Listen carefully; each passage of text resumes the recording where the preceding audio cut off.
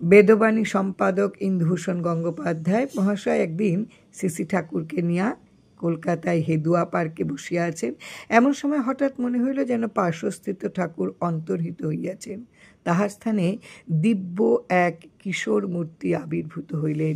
ইন্দুবাবুর ভাষায় কি অপূর্ব সেই মূর্তি, ভাষায় সাধ্য নাই যে তাকে চিত্রিত করতে পারে।